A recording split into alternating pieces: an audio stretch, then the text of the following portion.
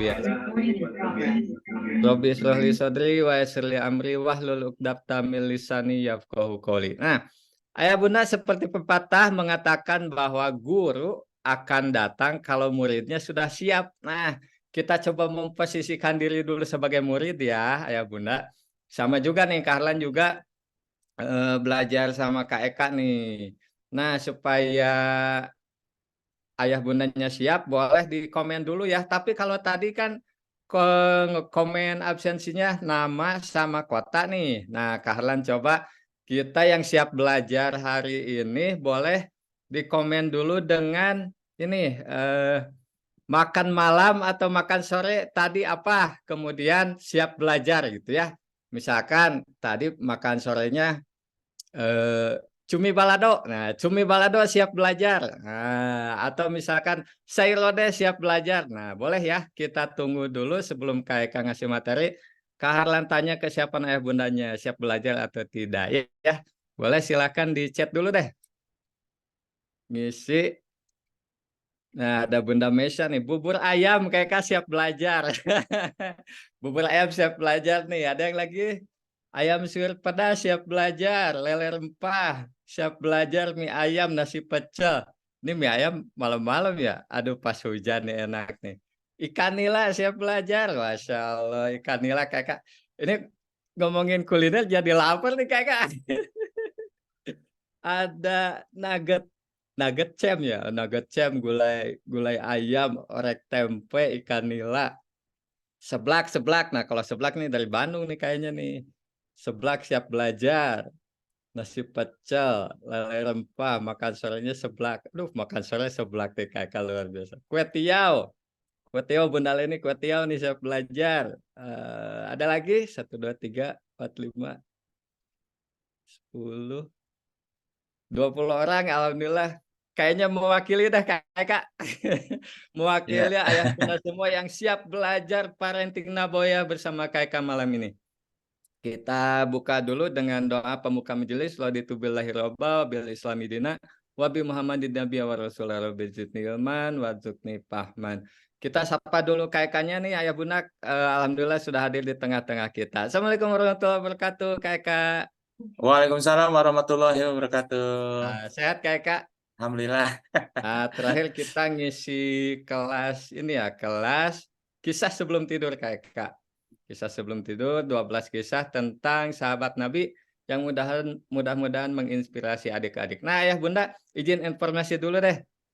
Nah, nanti kan habis liburan nih, kan sekarang minggu-minggu ini adik-adik lagi ujian ya, insya Allah beres mungkin hari Sabtu besok. Nanti Kak Admin boleh ditayangin ya player untuk kelas kisah sebelum tidur edisi liburan. Nah, edisi liburan sekolah ini 12 kisah selama 2 pekan. Ayah Bunda, nanti adik-adiknya belajar bagaimana meneladani para sahabat Nabi, bagaimana kecintaan, keteguhan, kesetiaan para sahabat Nabi kepada agama Islam. Harapannya menjadi afirmasi yang positif ya. Jadi sebelum tidur adik-adik diberikan afirmasi positif supaya meneladani karakter para sahabat Nabi dan besok paginya mudah-mudahan bisa menerapkan di kehidupan sehari-hari seperti itu. Nanti izin share playernya deh nanti ya. Nah, Kak Eka-nya sudah siap sepertinya ya Bunda. Kita langsung aja ke Kak Eka. Silakan Kak Eka. Ya, terima kasih Kak Arlan. Kak Arlan, Ayah dan Bunda semua. Assalamualaikum warahmatullahi wabarakatuh. Yuk kita baca doa dengan ucapan yang diucapkan para penghuni surga ketika pertama kali menjejakkan kaki di dalam surga. Alhamdulillah, alhamdulillahillazi hadana lihada wa ma kunna linahtadiya laula an hadanallah. Asyhadu an la ilaha illallah wahdahu la syarikalah wa asyhadu anna Muhammadan abduhu wa rasuluh la nabiyya ba'dah. Nah, itu ucapannya ya, Ayah dan Bunda. Baik, nah Ayah dan Bunda, kita mulai aja ya karena tadi ada yang dari Sulawesi Tengah ya. Berarti di sana udah beda 1 jam kira-kira. Udah jam 9. Nah supaya tidak terlalu malam, apalagi mungkin nanti masih ada yang penasaran mau tanya jawab, kita mulai aja ya. Bismillahirrahmanirrahim. Saya izin share screen. Iya, ini dia.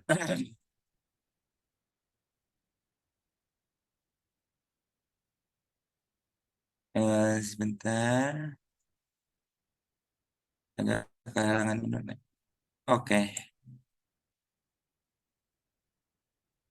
Ya, ini ayah dan bunda, materi kita kali ini, Bismillahirrahmanirrahim, Parenting Nabawiyah tentang keluarga Nabi Lut alaihissalam. Setelah sebelumnya, 3 materi yang lalu kita mengkaji tentang parenting keluarga Nabi Adam, kemudian Nabi Nuh dan Nabi Ibrahim alaihissalam.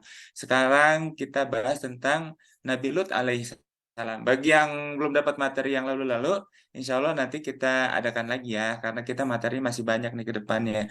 Seperti yang Kak Harlan bilang, ada 12 materi ayah dan bunda. Ini baru materi keempat, berarti masih 8 materi lagi. Nah, ini riwayat hidup yang tadi sudah dibacakan oleh Kak Harlan. Baik ayah dan bunda, ya saya pakai pakaian ala Palestina dulu ya.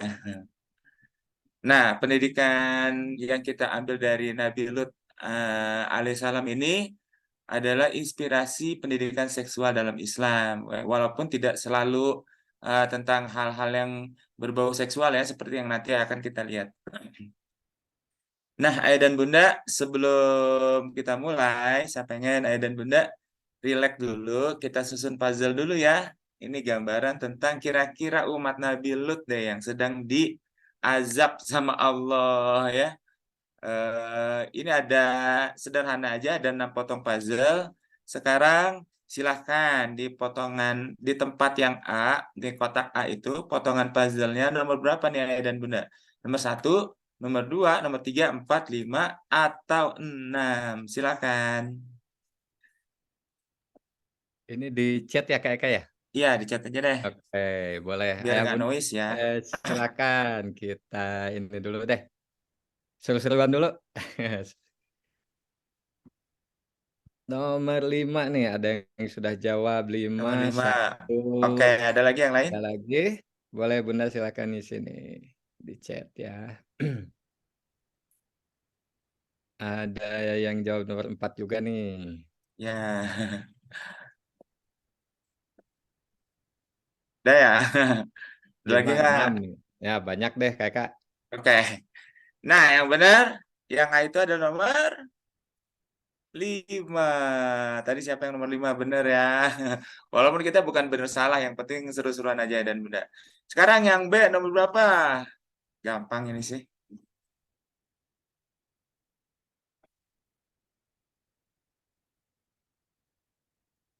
Kalau yang B kompak nih nomor 3 katanya Kakak. Iya, betul. Kemudian yang C nomor berapa?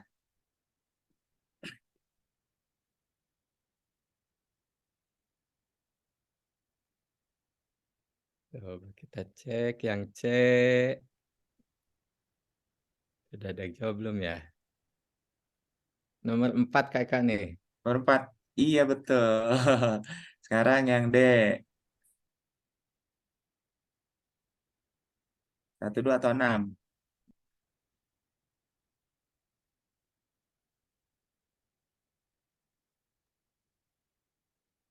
Ada yang jawab 2, ada yang jawab 6 nih Kakak. Nah, kita lihat ya mana yang benar. Yang benar nomor 6. Nah, yang E sekarang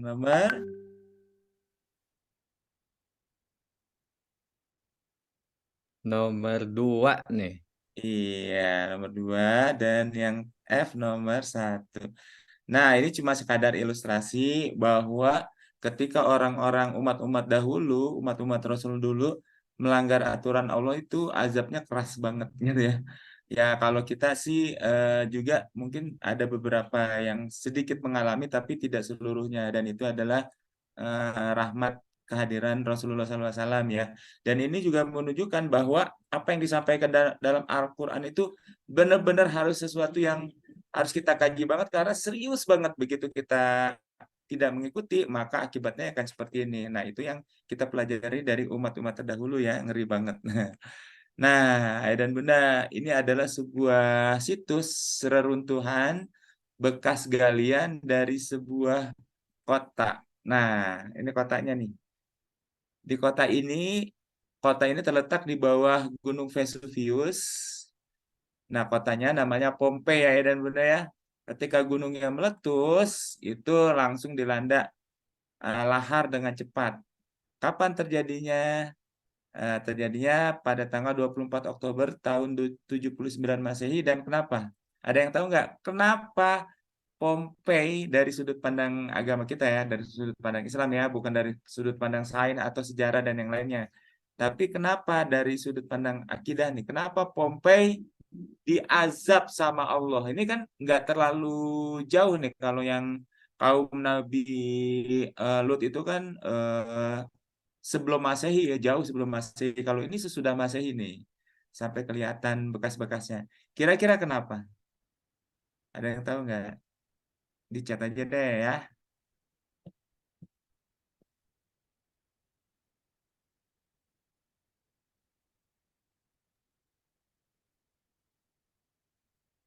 Oke, kita cek dulu nih di chatnya sudah ada yang jawab belum?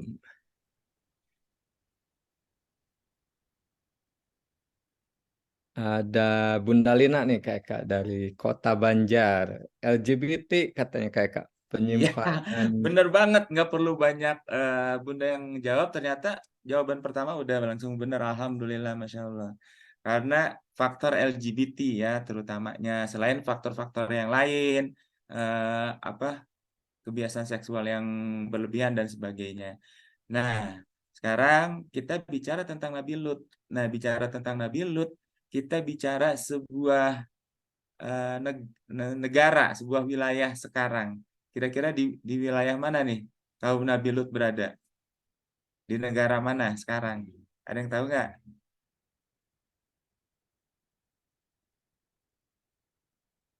Jawabannya jangan di Timur Tengah karena itu wilayah yang luas. Ini saya tanya di negara mana situs Nabi Lut berada? Kalau Pompei ini di Italia ya. Kalau Nabi Lut kira-kira berada di mana? Ada yang tahu nggak?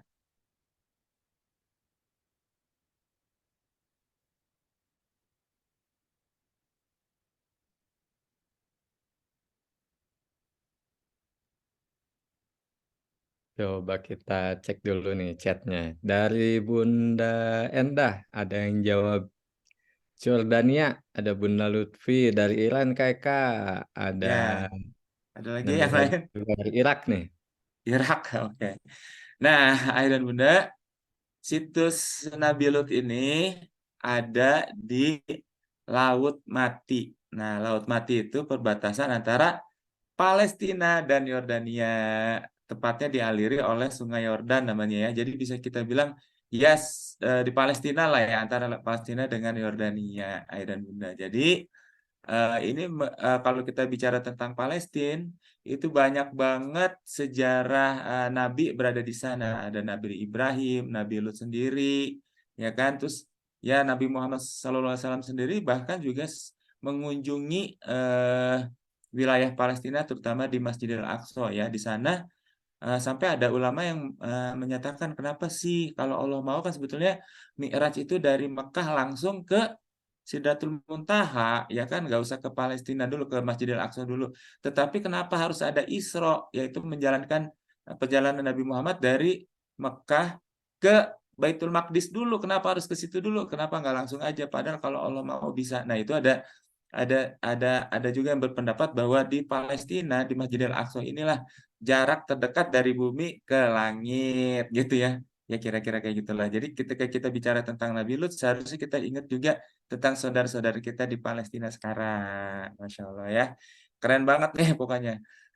Nah, karena kita bicara tentang pendidikan seksual nih, khusus untuk Nabi Lut ya, lebih agak ditekankan tentang pendidikan seksualnya dan mudah, walaupun tidak selalu. Nanti kita lihat juga ada hal-hal lain. Kalau sebelumnya Nabi Ibrahim itu bicara tentang bagaimana mendidik anak yang soleh, walaupun ayah tidak ada di tempat. Mungkin kalau kasus sekarang tuh ayahnya ada di luar kota dan sebagainya, tapi kok bisa Nabi Ismail itu menjadi anak yang soleh gitu? Itu gimana caranya? Kok Nabi Ibrahim yang tidak ada di tempat tidak menjadi ayah yang fatherless gitu ya?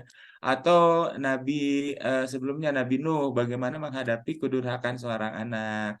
Kemudian Nabi Adam bagaimana bersikap adil? Kemudian bagaimana menghadapi pertengkaran pertengkaran anak dan sebagainya.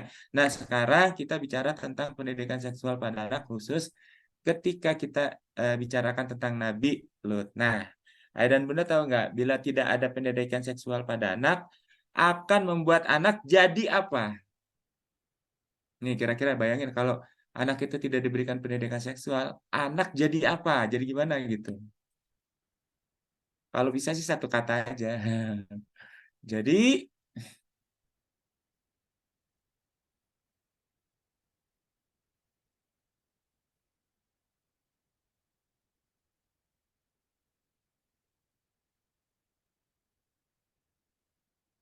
di chat ya. Oke, kita coba cek chatannya nih kakak. Udah ada yang banyak jawab nih kayaknya nih. Ada mintanya satu kata kakak. Satu kata. Kalau bisa. Kalau nggak apa-apa lah. Ada Suruh-suruhan aja. sih, ada sih beberapa yang satu kata. Kita bacakan dulu ya kakak ya. Ya, Ada yang krisis identitas diri, ada juga salah tanggap, bingung, eh, menyimpang, tersesat. oke. Oke. Ya, ya ada benarnya juga. Tetapi pada intinya, kalau kita tidak mengajarkan pendidikan seksual pada anak, akan membuat anak menjadi korban, ayah dan bunda. Ya, ini ngeri banget soalnya. Bukan cuma jadi anak jadi menyimpang dan sebagainya, tapi benar-benar jadi korban gitu loh. Nah, korban apa aja? Pedofil. Pedofil itu orang yang suka kepada anak-anak ya, terutama hubungan badan, hubungan seksual. Nah, ini kan ngeri banget kalau anak tidak diberitahu, ini akan membuat anak jadi korban gitu, salah-salah. Kemudian bisa juga jadi korban voyeurism. Voyeurism itu diintip-intip sama orang lain, disuruh memperlihatkan dan sebagainya, ngeri banget.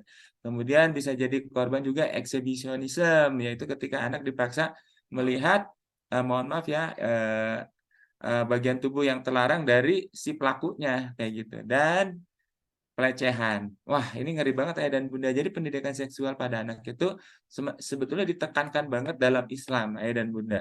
Dan pendidikan seksual dalam Islam itu berbeda dengan pendidikan seksual ala Barat. Kalau ala Barat itu terbatas pada tubuh ya, tapi kalau kalau pendidikan seksual dalam Islam itu bukan cuma menjaga tubuh, memperlakukan bagaimana tubuh itu seharusnya diperlakukan, dilindungi dan sebagainya, tetapi juga ke ruhnya, kayak gitu. Jadi penting banget nih. Nah, dan Bunda, kita pengen tahu dong sosok Nabi Lut ini siapa? Nih, ini ada seseorang nama Tarikh atau Azar ya. Mungkin bagi yang senang sirah Nabawiyah akan tahu nih. Oh, Azar ya, aku tahu gitu kan. Nah, Azar ini punya 3 orang anak yang tercatat ya, bisa jadi sih lebih, tapi yang saya tahu nih setidaknya ada 3, yaitu Ibrahim. Nah, ini adalah Nabi Ibrahim alaihissalam. Kemudian Nahur dan kemudian Haran. Nah, Haran ini punya anak namanya Lut. Nah, berarti kepada Nabi Lut, Ibrahim manggilnya apa?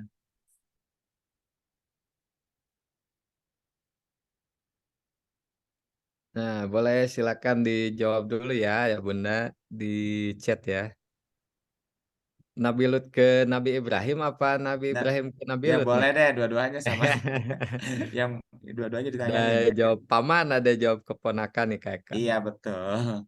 Paman dan ponakan. Jadi harus tahu ya, ternyata Nabi Lut dan Nabi Ibrahim ini berkerabat dan mereka pernah mengalami suatu masa ketika berdakwah bareng-bareng, pergi bareng-bareng. Nabi Lut itu mengikuti Nabi Ibrahim pergi dari satu tempat ke tempat lain gitu ya. Nah, untuk lebih detailnya itu mah lain cerita lah. Ini kan kita bicara tentang parentingnya. Jadi itu ya.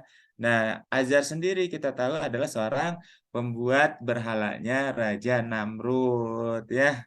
Nah, kayak gitu. Jadi tantangannya Nabi Ibrahim dan Nabi Lut bahkan ketika membentuk keluarga itu beda dengan kita karena situasinya mereka itu anak-anak bangsawan, anak-anak pembesar, tetapi pembesarnya itu pembesar yang zolim gitu loh, yang jadi pembuat berhala gitu, yang jadi kepercayaan raja tapi rajanya zalim dan sebagainya. Jadi tantangannya besar. Makanya kita bisa ngambil ibroh yang luar biasa dari kisah-kisah mereka ini, Masya Allah ya. Nah, kita bicarakan tentang kaumnya Nabi Lut nih ya. Di sebelah kiri ada tulisan yang saya kosong-kosongin dan sebelah kanan pilihan jawabannya. Pertama ya, kita coba ya isi. Nabi Lut diutus ke negeri titik-titik. Coba cari jawabannya sebelah kanan. Negeri mana nih ayah dan bunda? Tulis ya di chat. Biar nggak ngantuk nih, udah malam. Iya betul betul Kak. Habis makan apa tadi banyak nih, Oh seblak iya, seblak. habis makan apa tadi? Bubur Roti ayam bakar juga dan ini. sebagainya. Ini kompak nih ayah bundanya nih, jawabnya Sodom. Ya Sodom, semua Sodom sih rata. Oke, nah ini ilmu nih ya, ilmu ilmu yang kita dapat nih. Ternyata Nabi Lut itu diutus ke negeri Garzagar namanya, ya, bukan Sodom. Nah, yang memiliki ibu kota bernama apa? Oh gitu. Nah, itu dia. Kalian juga baru tahu nih. Nah,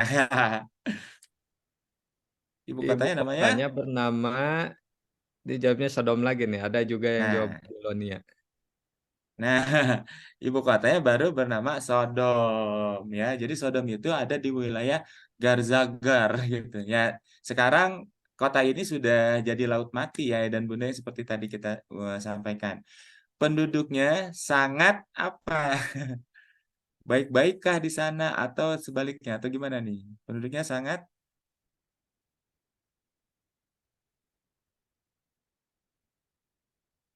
Kafir katanya nih kakak. Iya betul. Sangat kafir, udah kafir pakai sangat lagi ya. Karena mereka merampok, melakukan berbagai kejahatan, bergelimang kemaksiatan, bahkan melakukan hubungan titik-titik.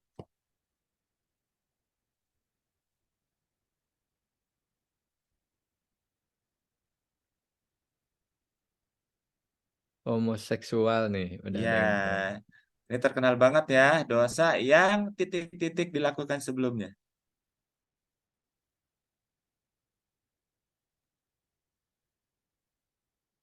Apa nih?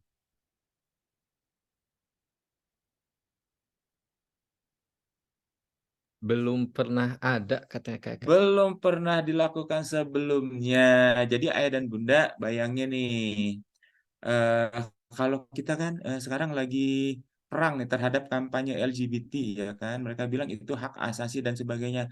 Tetapi kalau kita lihat sejarah, kalau mereka itu dibiarkan, maka manusia itu akan rusak. Itu perilaku LGBT itu dekat dengan berbagai kejahatan, perampokan, kemudian bergelimang kemaksiatan yang lain, dan pokoknya hal-hal segala macam kejahatan yang bisa dibayangkan itu akan terjadi kalau LGBT itu tuh sudah bisa diterima. Kenapa? Karena itu adalah dosa besar yang bahkan dulu-dulunya tuh nggak ada sebelum zamannya Nabi Lut. Jadi benar-benar apa ya, keterlaluan banget gitu. Kalau kalau sebelumnya kayak mencuri gitu pasti udah pernah ada duluan. Bahkan apa ya, kayak orang berhubungan dengan yang bukan pasangan sahnya itu juga dosa itu sudah pernah dilakukan, tapi itu masih dalam konteks ada hubungannya dengan apa yang Allah ciptakan pada manusia. Jadi maksudnya laki-laki ya pasti senang perempuan, cuma dia salah melaksanakan, akhirnya jadi hubungan yang di luar yang sahnya kayak gitu ya, atau berjudi, atau mungkin mabuk-mabukan, atau mungkin merampok dan sebagainya. Tetapi homoseksual itu datangnya belakangan gitu ya. Kenapa? Karena kan jarak Nabi Lut dengan Nabi Adam tuh jauh ya. Saya agak lupa berapa berapa tahun gitu. Tapi jauh banget. Pokoknya manusia itu bahkan sudah sampai melampaui kebinasaannya di zaman Nabi Nuh. Itu zaman Nabi Nuh aja yang manusia ditenggelamkan seluruhnya itu belum ada dosa ini. Tetapi setelahnya baru ada. Ini adalah sebuah perbuatan dosa yang terlambat. Kenapa? Karena sangat keterlaluan gitu, karena sangat keterlaluan sehingga munculnya juga kemudian. Kalau yang dulu-dulu belum muncul karena yang dulu-dulu tuh masih ya masih agak deket-deket dengan apa yang Allah ciptakan pada manusia lah, kayak tadi ya misalnya dia kelaparan akhirnya dia merampok dan sebagainya kayak gitu. Tapi ini dosa yang benar-benar keterlaluan banget gitu. Nah,